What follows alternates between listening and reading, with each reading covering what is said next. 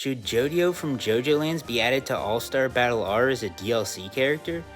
Well, maybe before we ask the question of if he should get in, we should instead first ask the question of if that's even a possibility in the first place. As of the time of this recording, there's only one available character slot open in this season pass, and we know this slot will go to alternate universe Diego Brando. So Jodio's only real shot of making it in is if we get a second season pass, which is honestly looking like it could very easily go either way.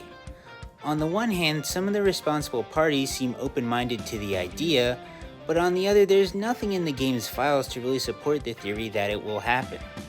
So now, let's just assume that we did end up getting a season pass with 4 more characters. Should Jodio make the cut? Well, for starters, I don't think there's much room for debate over whether or not he's important enough to warrant getting in, because he's quite literally the face of the most modern entry in this series.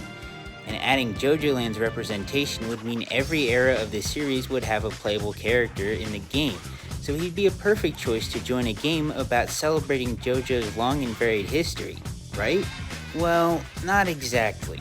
With the JoJoLands manga being so early in its run, it's safe to assume that Jodio would only have about 10 chapters worth of material to pull from at the max.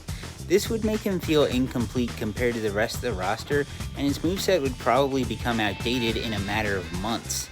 A similar thing happened with Gappy in the original All-Star Battle, where his representation was limited to just his first few chapters, and this version of the character aged like milk, especially by the time the manga got to Soft and Wet Go Beyond.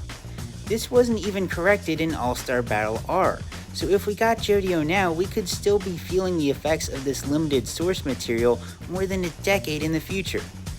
I guess some might say that a poorly aged Jodio is better than no Jodio at all, but seeing just how disastrous this approach to designing a character can be makes me hope that they hold off until next game for the Part 9 representation.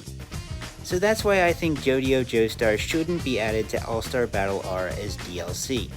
If you enjoyed this video and want to stay up to date on all things JoJo ASBR in the future, like character leaks and news, then please consider subscribing because it's free and goes a long way towards helping the channel grow. But with that, thank you all for watching, and I'll see you next time.